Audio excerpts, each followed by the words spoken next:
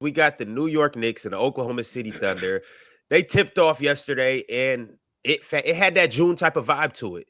You had the Knicks, who are 40-23 right now, and the Thunder seeking their 50th win tonight. Well, this in their next game, they're 49-15 right now. Thoughts on this game? Great game. Chet hooping. Great game. It was I don't know about you guys, but for me it was like could potentially be a finals preview. I think it'd be a great series. I think there was a few things that stood out. You know, I mean, starting the game really well in the NBA gives you a lot of real estate towards the end of the game, like so much so that Oklahoma City can still give up a 40-point quarter in the third and still be up because they started the game so well. But like, I don't know about you guys, but if that's what Chet can give OKC when it matters most, like it's a wrap. Like I don't think anyone's going to beat them, man. Because when we're taking into account our predictions and things, I don't think any of us have Chet given that type of production. And if he does, I don't see anyone beating OKC, man, because he gives them an extra layer out there. Even with no J-Dub, even with no one else really having it going besides him and SGA, they still got it done. So that was my big takeaway from it all. One of the things that I've always dug about defenders is their ability to keep the basketball away from bucket getters. And I feel like that was one of the main reasons why Jalen Brunson was taken out of the offense yesterday, because when he got off the ball, Cason Wallace, Lou Dort, they did a great job of keeping him off the ball and making those other guys make plays, making those other guys shoot the shots that they wanted them to shoot, not what the Knicks wanted them to shoot, but what they wanted them to shoot. And I thought defensively, they did a great job at that. And I'm not going to be long-winded here, but I got to tell you guys, Gifted, I just love I love how smart Shai is. He knows exactly what he wants to do. He knows exactly where he wants to go. You're not going to speed him up. You're not going to slow him down. You're not going to make him play the way you want to make him play. He's going to play the way he plays. And if it's not working, it ain't working because you're doing something. It's not working because he's just not on that day. I just think he's really that good. I love everything about this kid's game.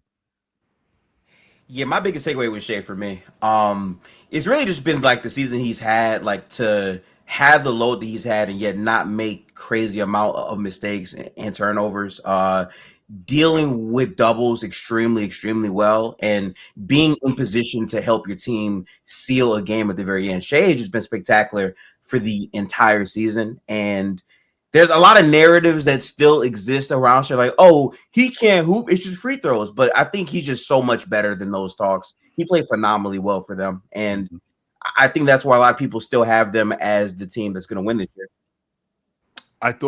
I'm sorry. Now, you thought that what, Chill? I thought that Mike Brown, he actually coached a good game last night, but I thought that Mark Daigneault did a great job in countering. And Mars, you and I have had this conversation about how bad Cat is as a defender. But with that being said, I do have to give him some praise. Cat will get on that glass. If he doesn't do anything, he will get on that glass and he will rebound, whether it's on the offensive or on the defensive end. He will get on that glass. And Mike Brown had ran a lineup. If I remember it correctly, it was in the second quarter because they really couldn't get anything going. It was Alvarado, Shamet, Bridges, OG, and Cat. And that lineup was working. And the reason why that lineup was working, because Cat got on the offensive glass and opened up a lot more offense for them. Well, Mark Daigneault saw that and he was like, we can't have this. And he got his big guys back in the lineup really quickly. And we kind of thwarted that. But I thought Mike Brown did a good job coaching in that aspect, but I thought Mark Daigneault did a great job in countering too. Pin, I know you're a guy who you pay a lot of attention to the draft process and you pay a lot of attention to guys when they're younger and stuff like that. Did you see this type of growth coming from Chet? Like, I know Chet obviously had he had, a pretty high ceiling, but did you expect him? Is this what you've been expecting from Chet? Yup. Like exactly this Pen? Like this is what you were looking for, a long ball shooter, a guy who can stretch the defense that? He's underperforming my expectations pre-draft. I agree. I thought he was okay. So first of all, I totally messed up that draft. I had Jabari as the number 1 pick in that draft. I had Chet number 2. I had Paolo number 3 or number 4, depending on how you want to look at it. But the only concern I had with Chet was injuries, strength, rounded shoulders? Was he going to be able to put on weight to be able to handle the NBA? But like seeing his fit in OKC, seeing the defender that he is, seeing the offensive potential, seeing the shooting form, seeing the ball skills, some of the stuff that I saw when he finally played after that Liz Frank injury, it was tantalizing. Like you could sell yourself on the idea that he could be a top 10 player in the NBA for sure. So yeah, I mean, he hasn't been a top 10 player. He's not in those conversations right now. Some people don't even have him top 20. So to me, yeah, he's underperforming a little bit. And last night was good to see. So he's one of those Is that dudes. sustainable? He's tough. He's tough, man. That's what I liked about him at Minnehaha. Like, you know, when you see him in high school, you know, him and Jalen Suggs, you saw a dude who didn't back down. And he was skinny as hell and he got pushed around a lot and guys got into his body a little bit and they throw him down, but he get back up. Like, you know, so I just appreciated that toughness in him and Pin, do you the think work that, ethic. do you think that because him and Wemby have the battles that they have, and Wemby basically physically imposes him, that people look at that and they completely like take Chet out of conversations of him being one of the better players in the game, not being necessarily the best player in the game, but being one of the better players in the game because of that matchup?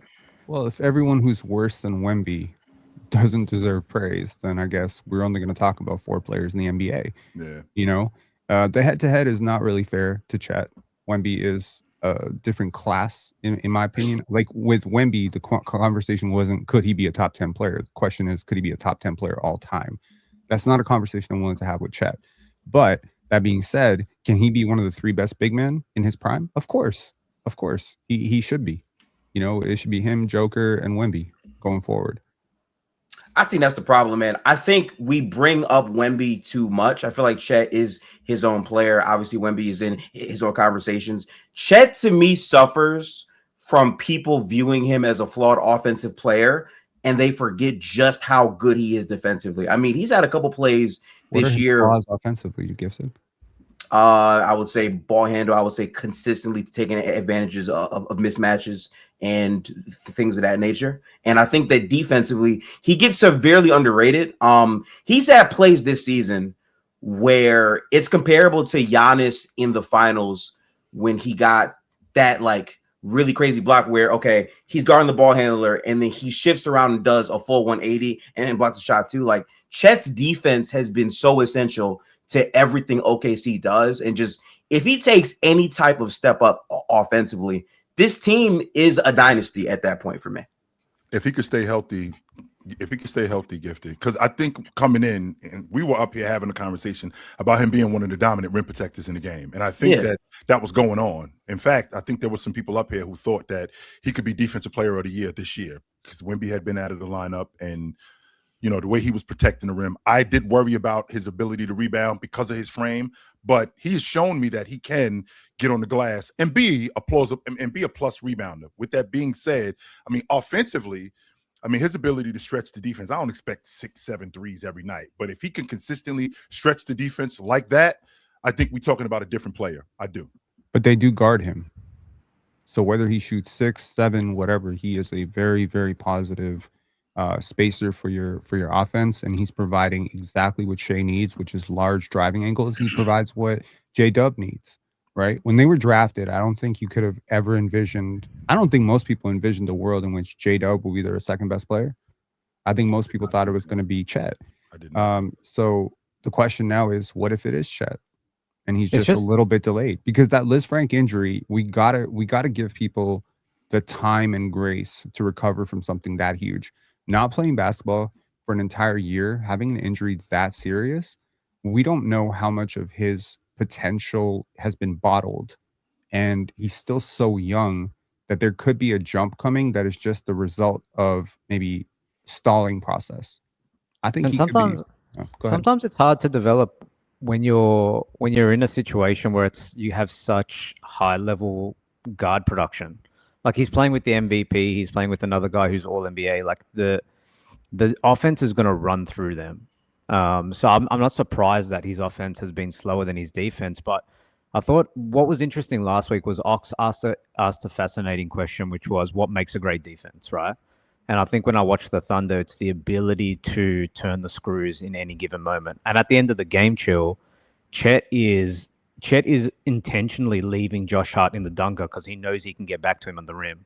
And that's the type of defensive sort of upside that he can provide a team when he's at his best. So I don't know if he has to give them 6 threes a night, but if he gives them anything like he gave them last night, Swiper, I don't know if they can be beat, man, to be honest with you. Like, I got Denver, but if Chet's at that level, when it matters most, it's gonna be hard to beat them, man. Really? So you have Denver? Okay. Can't hear you. Everyone has Denver. Stay muted, Ox. I didn't know that. Interesting. I don't know if I have Denver right now. Except Penn. I'm watching this game last night, man, and but we don't care about you. Oh, right. I do understand why Mike Brown gets so frustrated with Cat, because the three ball is so. I think the three ball is so prevalent in the game that you have to guard at the long ball line. But what happens when you guard at the long ball line? We completely forget the most important thing at guarding the rim. And guys completely forget about guarding the rim because they guard at the long ball line. So I'm watching Cat in the middle of the lane. So I think we're in the second or the third. We're in the second quarter. I'm sorry. We're in the second quarter, and Mikal Bridges ends up closing out too low on Andrew Wiggins. Not Andrew Wiggins. I'm sorry. What's the kid's name? Wiggins. What's his first name? Aaron. Wiggins, not Aaron. Yeah, and he closes out too low on him. Well, Diawara is on the weak side. Diawara should be guarding the rim. Cat should be guarding the paint, but he's worried about Chet.